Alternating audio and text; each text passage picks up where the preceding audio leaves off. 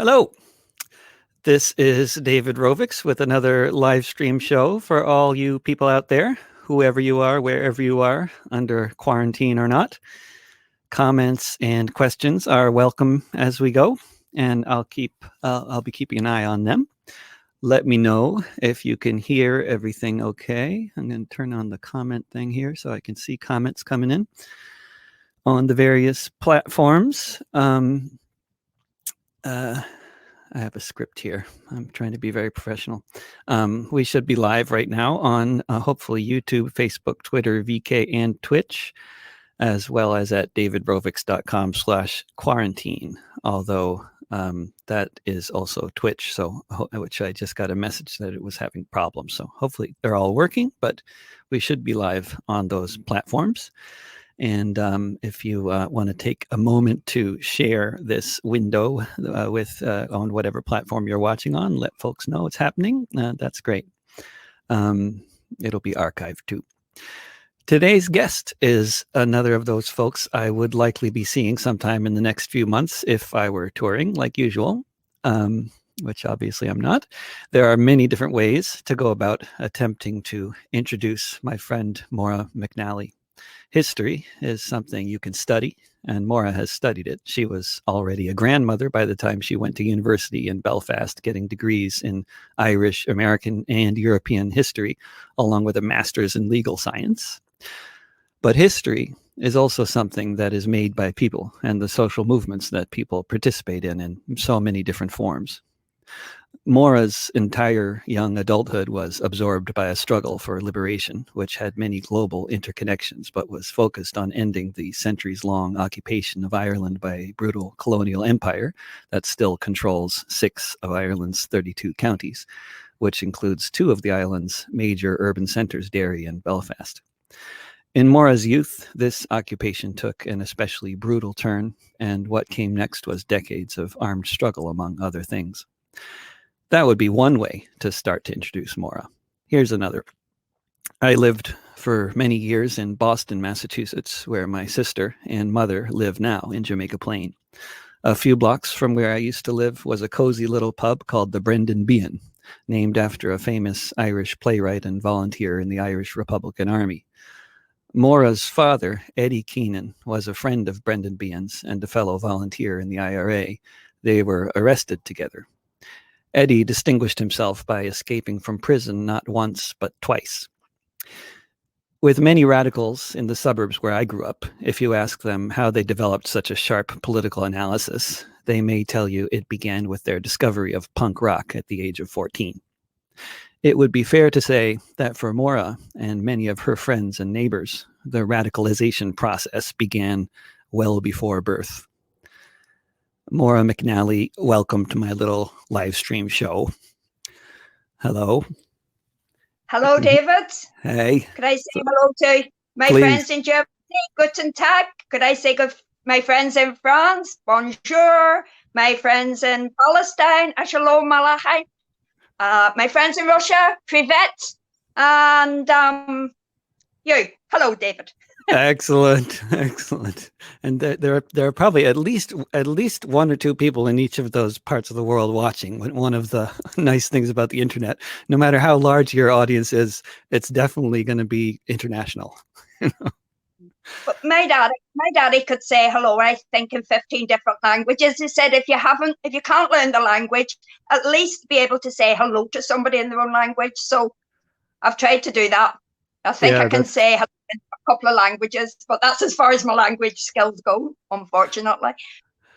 It's a handy skill. My friend Attila, the stockbroker, he learned how to say certain key phrases in many different languages, but usually really inappropriate, disgusting, or very political ones. But he was specialized in knowing at least a couple of things in many different languages. But Maire, I have great love for the Irish language, David. It's in the family, and it's a sad story, this, but a couple of people love the Irish language, and they've asked an Irish language speaker, how would you say I love you, or different phrases, and people have nigh tattooed on their leg, Cadogum Gajian Lakers.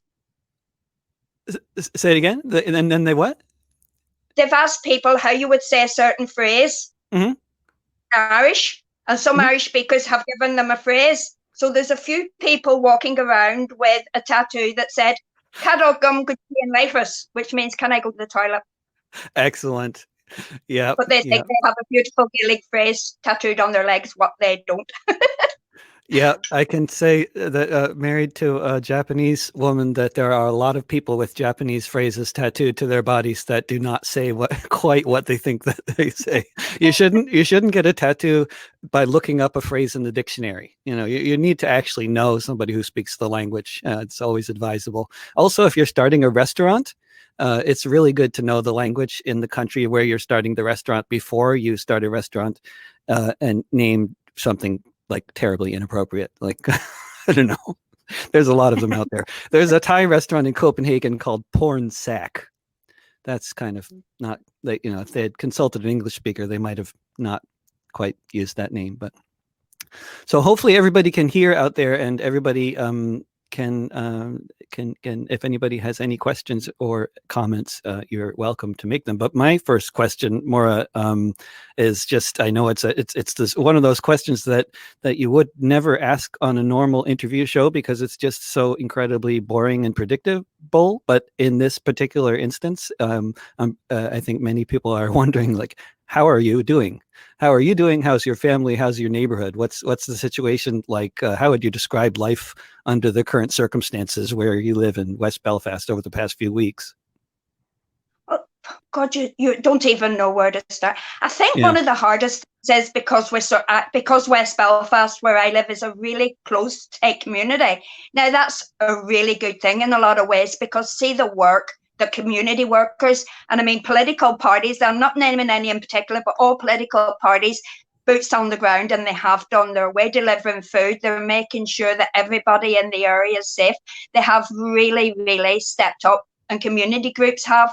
So the community spirit, or even with neighbours, lending each other stuff, I'm going to paint, but I've no white gloss paint or something, just wee stupid things, David, silly things, but there's a very tightening and reconnection in the community. We have old people in the street, and I think they must have at least 7 bowls of soup a day, because I just see neighbours going up and down with things. So, but Great. It's very sad because I'm so close to my grandchildren. I adore all my grandchildren, and I can't touch them, I can't see them, they can't come into the house.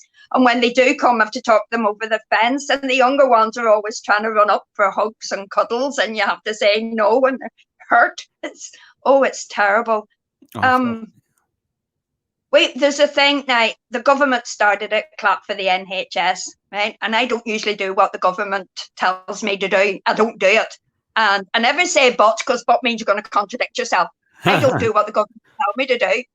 It is, everybody goes out and claps, but I have my trusty bin lid, which is a long story, but I have my bin lid, and we no longer have metal bins, but I kept my bin lid because I banged that bin lid when Bobby Sands died. So I have my trusty bin lid. So I go out and I bang my bin lid for all the national health workers, because so many of my family, David, are frontliners.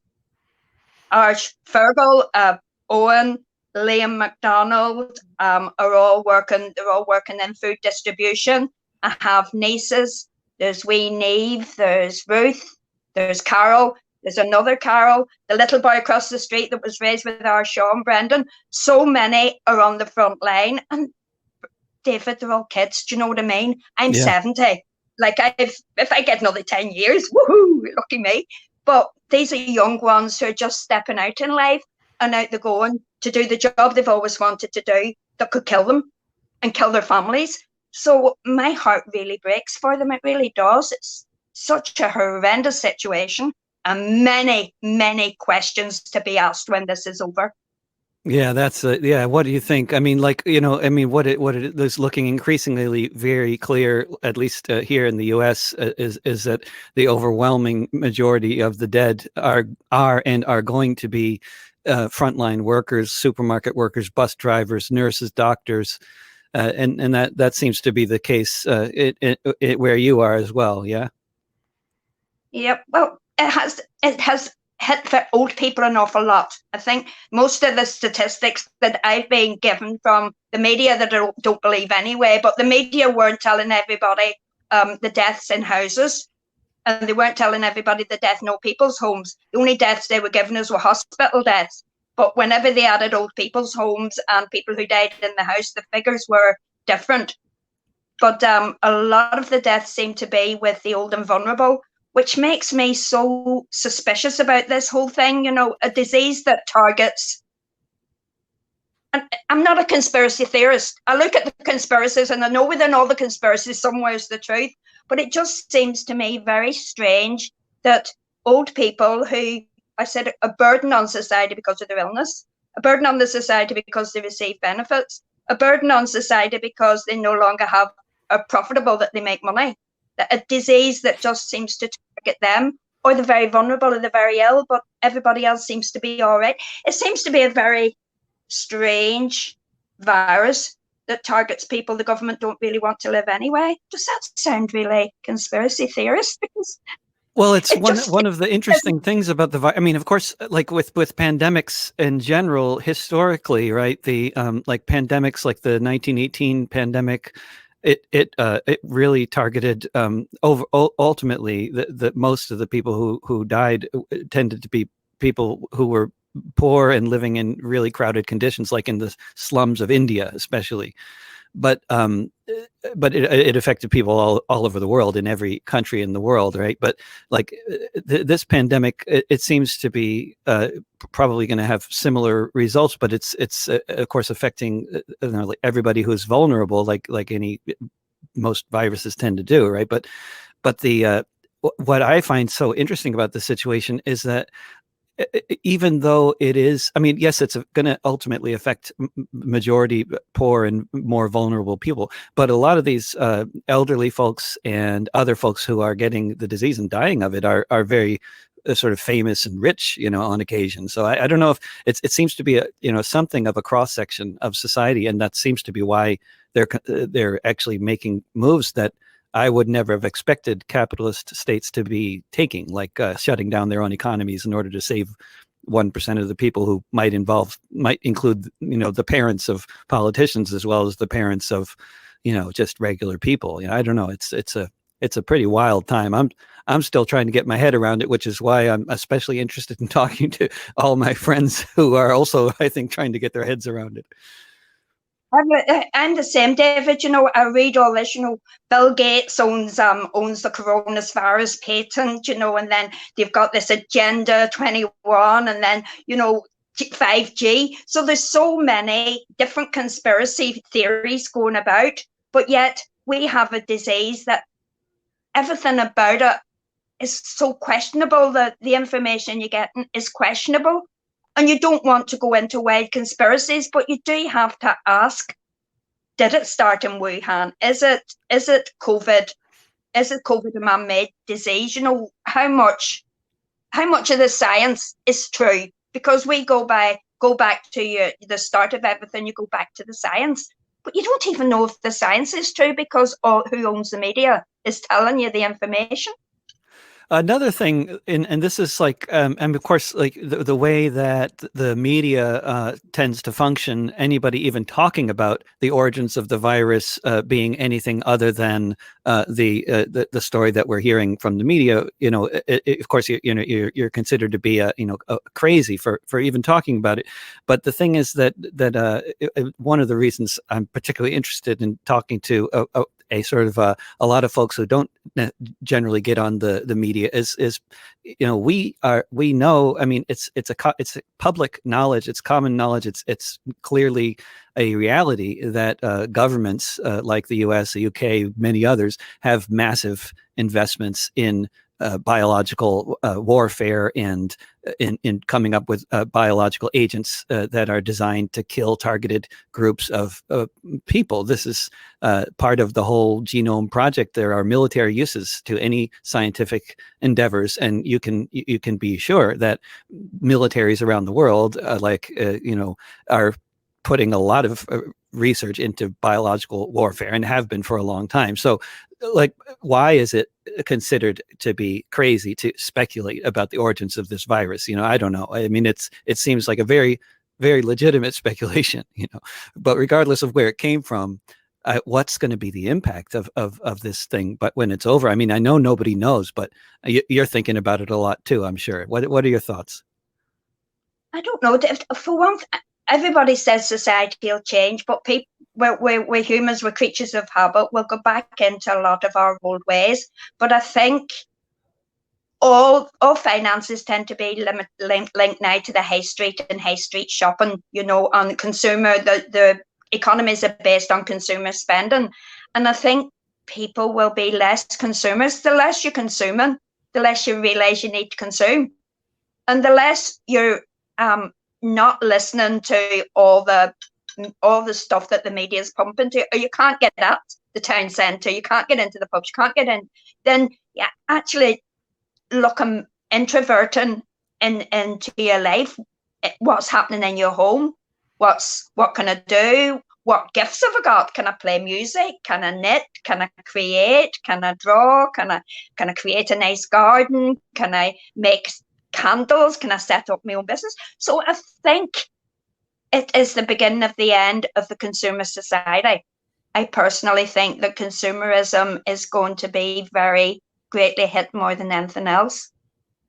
You've got shops full of clothes there, and people don't even get out of their pajamas half the time now, so all of a sudden the persona that you create with the things that you buy is no longer there. You have to realize that my persona is my persona. This is who I am. This is what I am. Without makeup, without everything that I can get in the shops, what I can buy and create this false persona, I can't buy anymore. And the false persona that I create, I can't show it to anybody because I'm isolated in my house. So I think there will be a sea. I think there'll be a sea change in people's perceptions, but I don't think it'll be some massive change. But I think it's the start of people thinking differently. The age of enlightenment took a long time for enlightenment to actually filter through. But I think we're now in a new dawn of reasoning, more reasoned thinking, I think. More like of a sense that we're... Sorry? More of like a sense that we're really in this... That we're going to move into a dawn of more reasoned thinking. And I think that will be a good thing. Yeah, like we're there's more of a realization that people are being forced into, although lots of people already felt this way very strongly, like us in the first place. But many people are being forced into this realization that we actually are in this together, that we actually share a planet, and that we're one species. Yeah. You'd like to think that, David, but you see, Ireland is an island, right? If when this virus hits, the island should have closed down because of the movement between... There's no border in Ireland. The border is political and economic. There's no physical border in Ireland. So the political and economic border exists in Ireland, British rule versus the Republic of Ireland. That's the way it is. But unionists were using one tactic against Corona on this island, and the Irish government were using a totally different tactic. So the politics of division, the politics of unionism, the politics of separatism should have went out of the window to close the whole island down, because we're an island nation. So the whole nation should have been singing from the one hymn sheet instead of one party following one set of rules and another setting another one. It's a madness. It was a madness here. Really interesting point. And like also in terms of like, so, I mean, of course, I don't know, one of the things I've been reading about a lot is the 1918 pandemic. Kind of for obvious reasons, it just keeps on coming up. But in the 1918 pandemic, there were two very different reactions in Samoa that was administered by New Zealand, and Samoa that was, occupied by the United States. What they call American Samoa, the policies of the governments in control of the two different islands were very different. In New Zealand administered Samoa, they did not quarantine, and in American Samoa, they didn't let anybody onto the island as soon as the pandemic was known to be a pandemic. And in American Samoa, nobody died from the pandemic. Nobody got it. But in the other Samoa, 20% of the population of the island died, mostly the elders.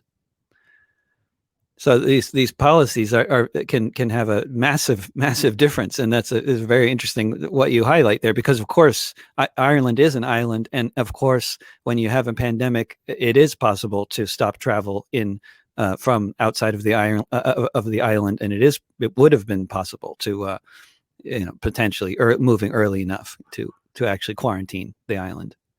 Done, David, because apart from the ports and the airports, right, if they had been closed down, if it'd been an all Ireland policy, then I think we would have had a lesser effect of it. But between the north of Ireland and the south of Ireland, there's 234 roads. There's rivers, there's the Irish Sea on one side and there's the Atlantic Ocean on the other side. So there's so much movement going between the two of them. All of them should have been using the same tactic at the same time, but they didn't. Yeah. So people who lived in Donegal and Derry, there was that movement going on that shouldn't have been going on.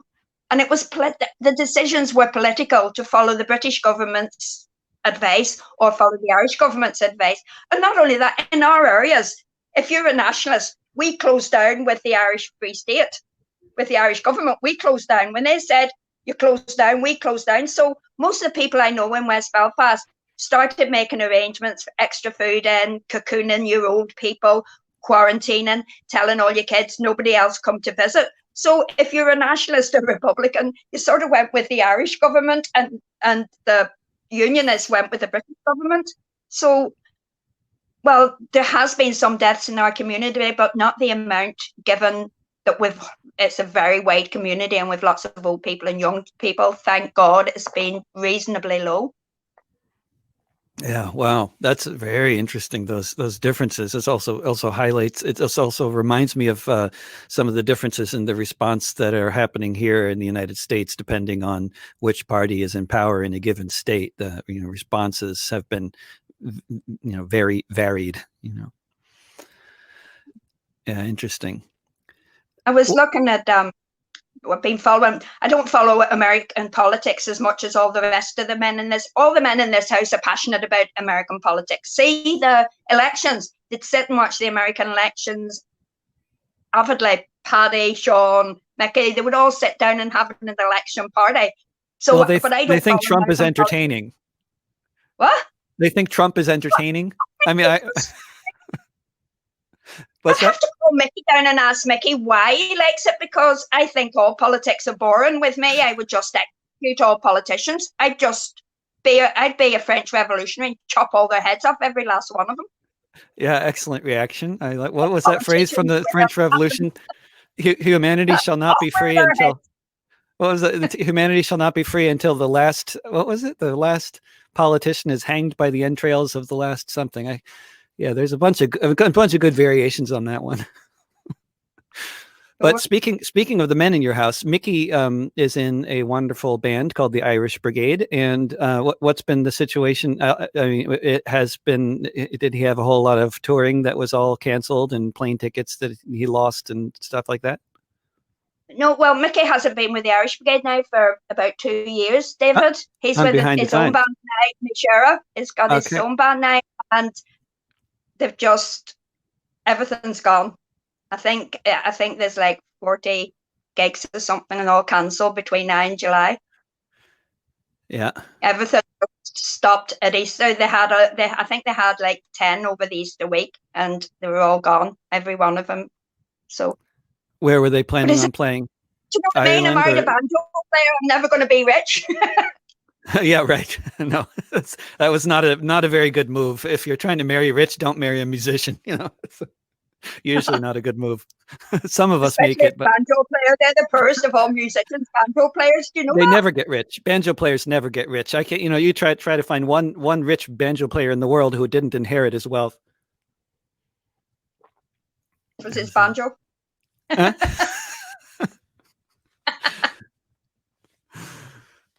But switching gears perhaps a little bit to politics and history and other subjects that are potentially of interest to people other than me, since they watch this broadcast, they might like the sort of things that I sing about.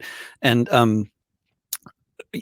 when you talk about the situation between the North and the South and the different policies around the virus, and uh, there's and you talk about the community in West Belfast there, like for people outside of Ireland, especially people viewing this from the United States.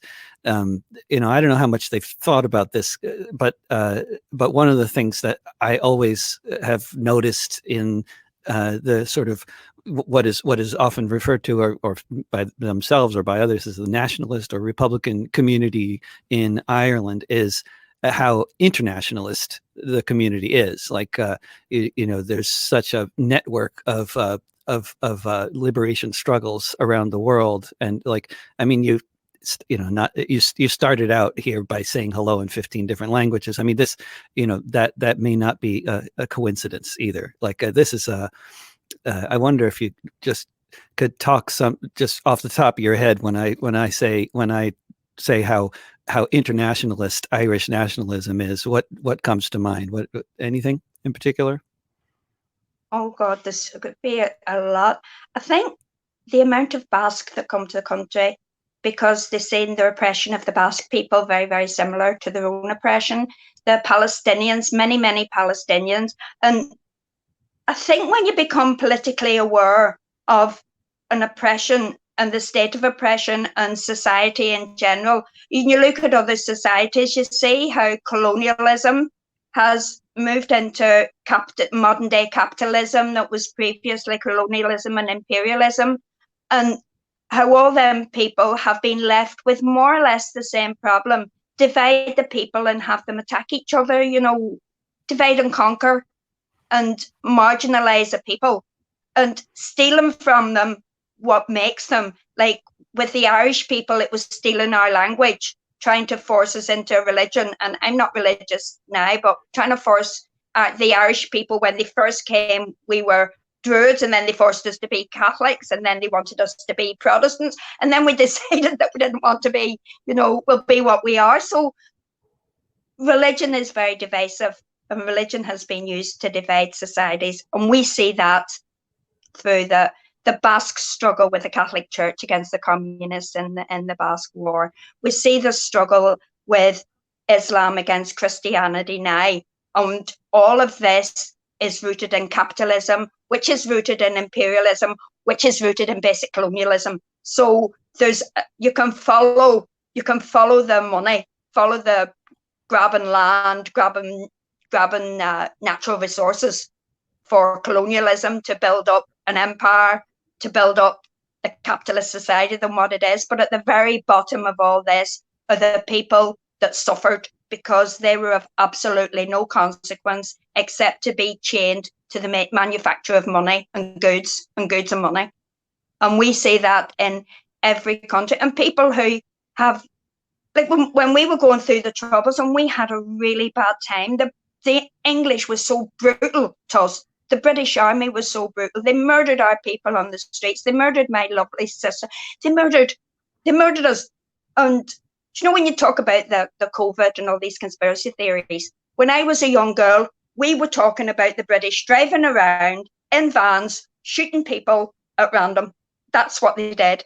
And we were there wasn't conspiracy theories at the time, but we were liars. There's no way the British Army would drive around in vans shooting random people. But they did, and they admitted it. So things that you say don't happen and can't happen do happen. When people came over, especially the Palestinians, when they came over and told us what was happening to them, they were sympathetic with us, thinking that we were having it worse than them. And we were sympathetic with them because we thought they were having it worse than us. And it's the same with the Basque. When they came over, we were going, the Basques suffer so much under the Spanish as well. So people started to see each other's struggle, and it made an internationalist mindset, even if you weren't aware of what internationalism was. It was an international mindset of sympathy with people that was like us. And the American Indian movement came over, they carried wreaths at Bobby Sands, and they understood and were sympathetic with our struggle, even though everything that happened to them was committed against them by Irish Irish soldiers who had joined the army from leaving the Holocaust, the Irish famine. You know, they murdered the Indians, and yet they were coming over giving us sympathy. And they were thinking that we had we were getting a really bad treatment by the British. And we could see that they were getting the same, if not worse, from the American government. So all these people were coming, being sympathetic with us, and then talking at different meetings that was organised by political parties. And their struggle, they seemed to be suffering more than we did. So that was the start of, I think, a lot of people in West Belfast being so highly politicalised and so aware of everything that was going on outside their own what would be seen as our parochial struggle within Ireland. Yeah. And then you started seeing all these similarities, and then I imagine that then when you study history, you went to university, started getting several degrees in history after all this struggle and has already been going on for a long time, and then you go back to university, and then I imagine that then you probably at that point started developing an even more expansive understanding of the connections between these different empires and forms of and different techniques of how to oppress colonized people and how to divide people, like in the post-World War I Middle East, and setting up the map of Africa and the map of the Middle East to create all these ethnic divisions wherever possible. And like, I imagine, did you have any particular discoveries in the course of studying history that were especially illuminating in terms of like understanding all these connections? Well, I tell you something, Dave. See, when I went to university, I was like a child in a sweetie shop. I really was, because see, my generation, from the perspective, if you were working class, you didn't go to university. If you were a woman, you didn't go to university. It tended to be the oldest boy, if he was really clever and they had some exceptionally clever. If you were working class, you tended not to go to university. If you were left wing, you wouldn't have got into university. If you lived in a council estate, universities didn't want you. So university education there was some working class people, but very, very few. The majority were middle class that all went to university. But I always thought, I'd love to go, I'd like to learn. But I had two things I wanted to do. I want to be in the IRA and fight for the freedom of my country. And I want to have loads of kids. And I have 7 children and 12 grandchildren, and I went to university. But when I was there, do you know when I come out of university with the greatest knowledge of that you go into university thinking you know a lot, and you come out of the university and you realise you know nothing, because you find out about people, you find out about ways of life, you find out it's like it's like a volcano of information exploded before you. And I loved university. I found out a lot about how slow society is to change, maybe. With Enlightenment and the Age of Reason and the Rights of Man, all these books that came out in the 17th century never actually played into basic human rights for nearly 100 years. And everything that was good about change, even with the French Revolution, and a great part of history, French Revolution, and the French came up with the liberty, equality, and fraternity, the 3 glorious principles of the French Revolution: liberty, freedom, equality, that all human beings equal, and fraternity, brotherly love. They never lived up to it. The French definitely did not live up to it, but they created it as a kind of a goal, and that has taken a long time. And now, whenever it took 2 world wars and the whole of the disruption in Europe during the 19th century, it took all them wars to create human rights. And human rights are an aspiration. People say, oh, that's my right, that's my human right. But they don't actually exist really in law. But again, they're an aspiration, like liberty, equality, and eternity. If we had all the human rights that were promised to us, we probably would have a better society. But that's what every struggle, every history that I read, people there was always a group of people that wanted to create good society, good community, and a good world, a lovely world, because our world is it's beautiful. David, you've traveled the world. We have the most beautiful world and the most beautiful people live in it. There's no reason for anybody to be, when I say that the hungry should be fed, I know I speak for many. When I say no one should have 7 homes, when someone doesn't have any, do you know what I mean? There's such an unfair distribution. There's an unfair distribution of wealth, but there's enough for everybody, and it's a beautiful world. And in every stage of history, we found groups of different people fighting, changing, writing, pushing society, pushing politicians to create better. And I just hope that we do create better. That's what I want I want it for myself. I want it for my family. I want it for my children. Don't know whether they'll get it. That's what I want. And that's what I think history has taught us a lot of lessons. You know, this saying, if you don't learn the lessons of history, you're going to repeat them. But if you actually look at history, there has been some wonderful people in history who have given up their lives, that have lived in severe poverty just to make a better world for us. So those people were more successful than the greedy ones because they're remembered. Mm. They're remembered. They're revered in history. The ones that tried to make a better world, the ones that were greedy, evil, and selfish are not really remembered. Yeah. Although it also, I mean, in so many ways, I wish I would love to just agree with what you just said, but that last part about being remembered, so many people who die young get forgotten, I've noticed. And like when you think about all the people who went to Spain in the 1930s to fight in the Spanish Civil War from all over the world, like including a few folks I know, from the U.S. who went when they were young. But the reason I know who they are is because they lived, and I met them when they were in their 70s and I was in my 20s, and then I knew them in their 80s when I was in my 30s, and then they died, But I mean, these were, they were remembered because they talked about all the people that were then that died, so they remembered the people that died, but only to some extent. I mean, but you're right. Of course, the people who fight for their people's liberation and die in more spectacular ways get remembered, perhaps more than the thousands who died in the Harima Valley campaign.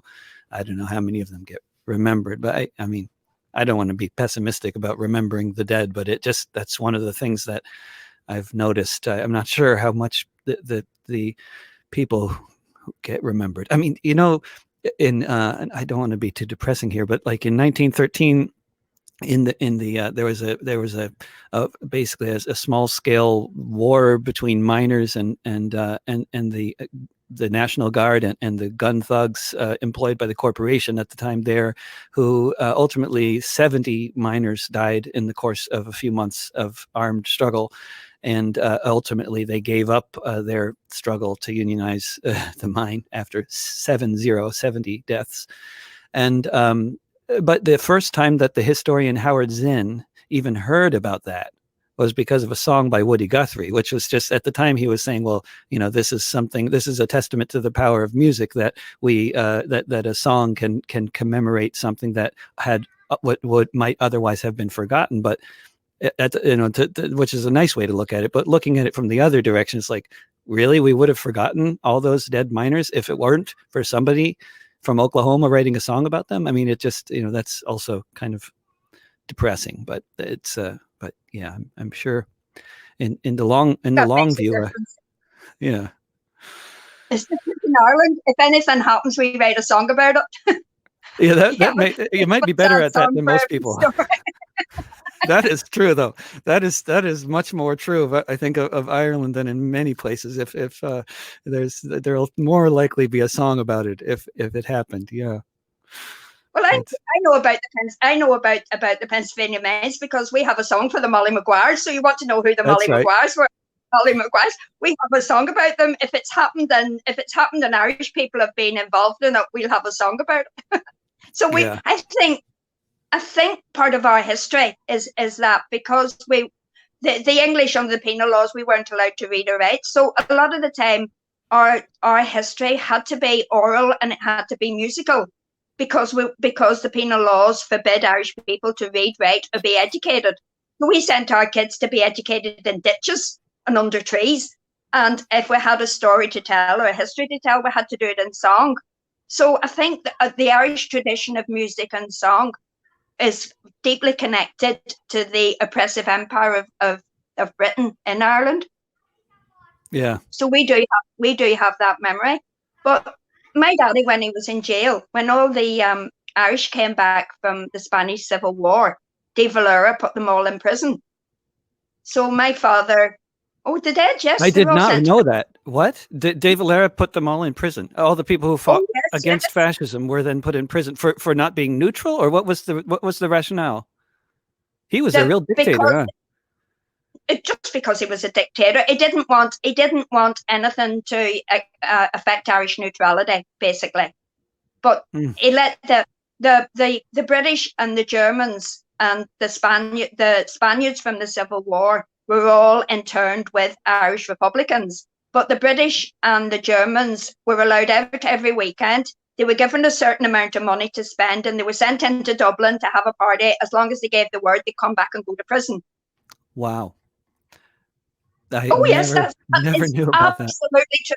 The British soldiers who were shot down over Ireland during the Second World War and the Germans were given a weekly wage, and they were sent into Dublin, and they could do what they wanted as long as they came back. But the Spaniards tended to be kept with the Irish Republicans. But my daddy knew a right few of them, David. You know, he had one story about whenever he was first arrested with Brendan Behan. Herman Goetz, who was sent over to spy in Ireland with the IRA. The IRA brought a German spy over to help them with the struggle, and he had been arrested, and he was walking around. Mountjoy Prison, and the wee Spaniards from the Spanish Civil War didn't have any English at all. But every day, Goetz would walk round in a circle around the prison yard. And my daddy and Brendan Behan used to go down and watch the Spaniard, because and he wasn't Spanish, by the way, he was Basque. Oh, my Basque friends will kill me for saying that. He was a Basque, right? And he seen Goetz walking around the prison, and he got up and started shouting and what in Spanish, you know, and absolutely, my daddy says he went bright red and he was shouting and he was calling him everything. And the only thing we could make out, him and Brendan Behan, was fascisto, fascisto, fascisto, fascisto. And Herman Goetz used to just click his heels and do the Sikh hail salute. And see, when he done that, he looked up, that set says, as soon as he'd give the Nazi salute to the wee Basque boy, then he went off on another one. He says he nearly ripped the bars out of the wall in anger. It was just a way to get a rise out of him. Gosh. Yeah, they were all sent. As a matter of fact, everybody who went to fight in the Communist Party in Ireland, they were excommunicated from the church too. Because my daddy says that a friend of his that had served time, and he'd fought in the Spanish Civil War, and he was a very devout Catholic, and he used to go and sit at the back of the chapel, but he wasn't allowed communion, he wasn't allowed confession. But every week he went to mass and just sat in mass at the back of the church. And whenever he died, the priest broke the rules by giving him the last rites. It's called extreme-unction in the Catholic Church. They give him extreme-unction. And the priest had said, I'm not supposed to do this, but you are the most devout Catholic I've ever met. But regardless of how devout he was never, the excommunication on him wasn't lifted, even to his death. So there's something about the Spanish Civil War now in Ireland. So we've had all these people in Ireland. We've always had connections, I think, with other struggles. Yeah. You know, James Connolly, Russia, the miners, you know, Jim Larkin. The industrial that workers of the tradition. world in the United States was largely led by two Irish Republicans, Larkin and Connolly. Yeah, it's Another. Mrs. Harris as well. Who's that? Mother Jones, another. Mother Jones was that? Yeah, she was also Irish. Yeah, Mary Jones was her actual name, but she was known as Mother Jones. Yeah, she was Irish as well. Yeah. What about when we're talking about the massive problems of De Valera's leadership of the Free State? What do you think about Varadkar? I mean, it seems like what's been going on in the Irish Republic now for 20 years is a housing crisis that just keeps on getting worse. It's very reminiscent of the cities of, I don't know. I mean, it's not as bad as the West Coast of the U.S., but it's reminiscent of a lot of cities of the U.S. in terms of like number of young people you see living, on the sleeping bag on the streets of Dublin, places like that. I mean, like one thing is sort of it's national sovereignty, but then what use is any kind of sovereignty when you have so many people living in poverty who like that when you talk about human rights and the struggles of the 1840s and the Enlightenment and really like all the rights that we have in the Bill of Rights in the United States and all this, like these rights that the bourgeois democracies are so excited about for the past 200 years or so. These are rights that are like the right to speak, the right to assemble, all kinds of rights that have nothing to do with economics, right? And the basic economic, the right to eat and to have healthcare and housing, it still doesn't exist in the United States, and increasingly seems not to exist in the Republic of Ireland either. Well, under Leo Varadkar and Micheál Martin, what you have there is a corporate state that's run by. It's just so corrupt. It is unbelievably corrupt. There was an election, and Sinn Féin came out as a major party, divided between three parties, Fianna Fáil and Fine Gael. But Fine Gael was in government, so they are now hanging on to power using the coronavirus as a means to holding on to power. They're refusing to have a coalition government or a national emergency government, whatever way you want to describe it. They're flatly refusing to do that because they won't let Sinn Féin into government. So they can't form a government because they don't have the numbers. And both Micheál Martin and Leo Varadkar are flatly refusing to allow Sinn Féin, which is the largest of the three parties, to come into government in any way, shape, or form. I think one of the worst things, David, is the oppressive legislation laws that they've now brought in. They've brought in corona laws. I don't know if you have them, but they've brought in these laws where children can be taken off you. You can be forced into hospital against your will. The laws that they have brought in as an emergency laws are the same going right across Europe that are totally stripping people of even those rights.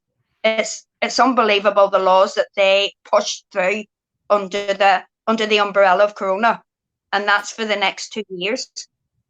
And they're supposed to be emergency laws.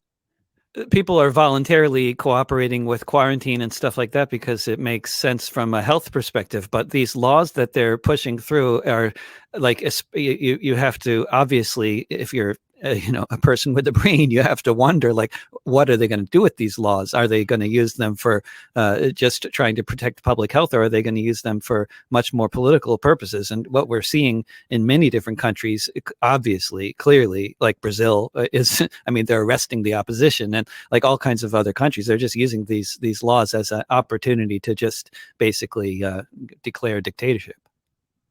Well, that's exactly what's going to happen.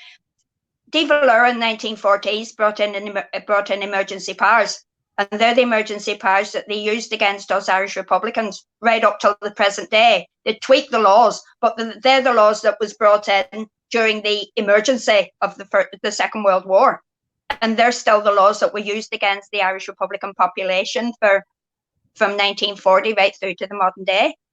So them laws will not go away. They'll find out an excuse, I think, to keep them.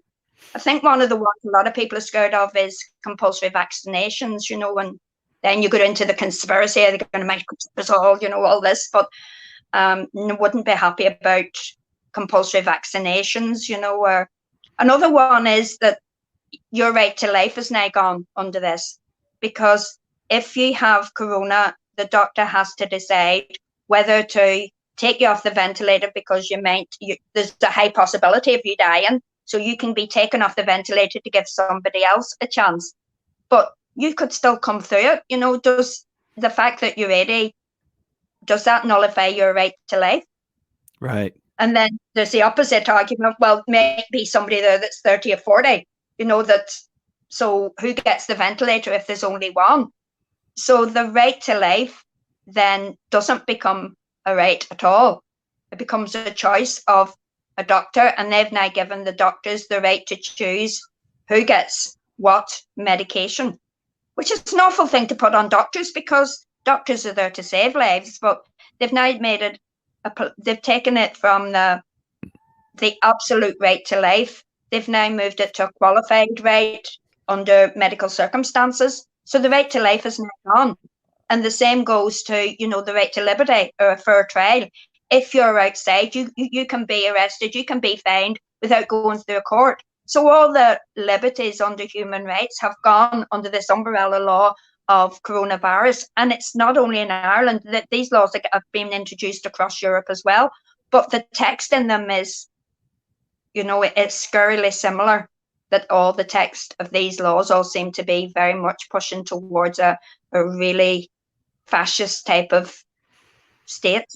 That's worrying, really worrying from a legal point of view, because I studied the law, and when I've been looking at these laws, I've just, every warning bell in my head is dancing around my anarchist brain.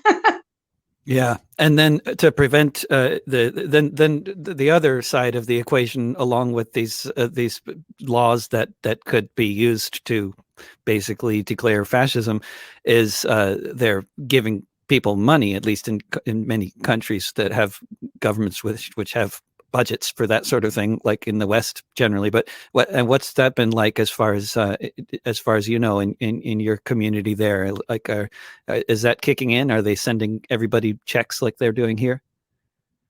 No, they've brought in this thing where people are furloughed.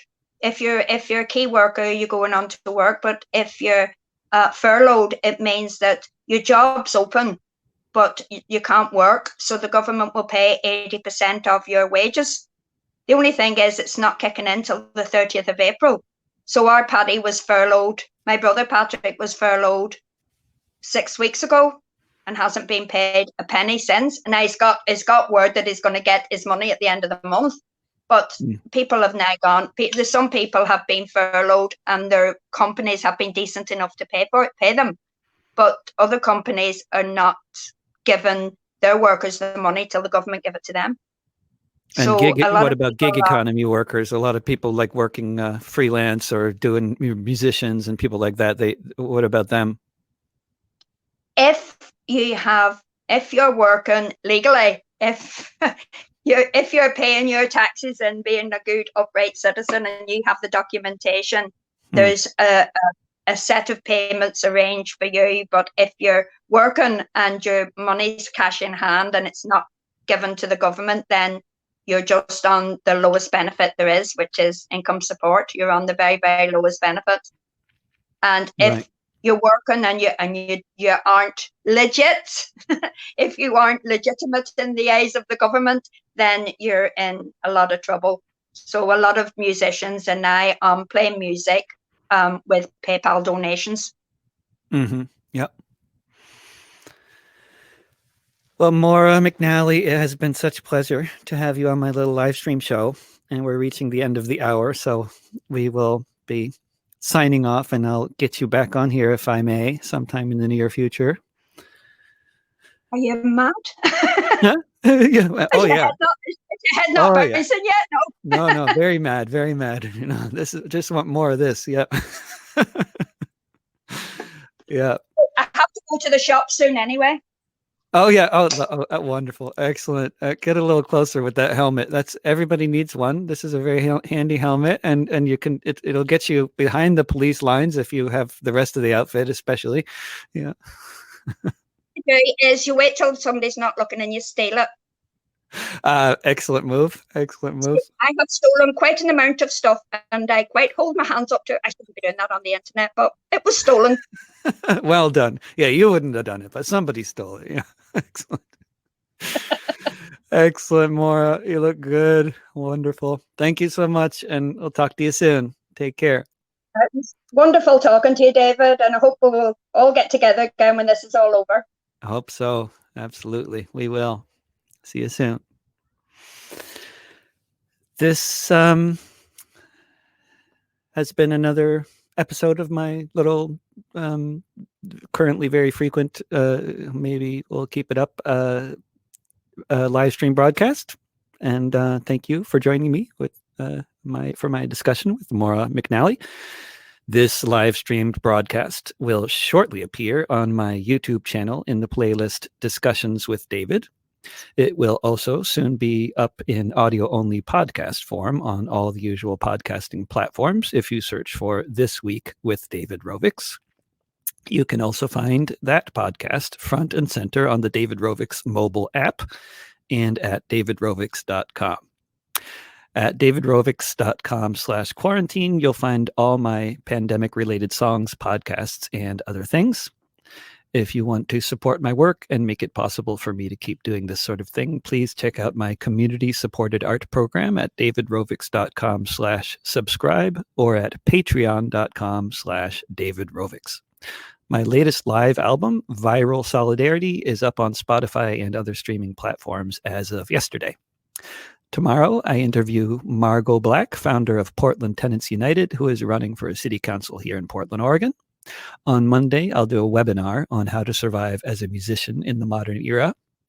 Hope to see you again soon here in the Matrix and eventually back in the streets. Thank you so much.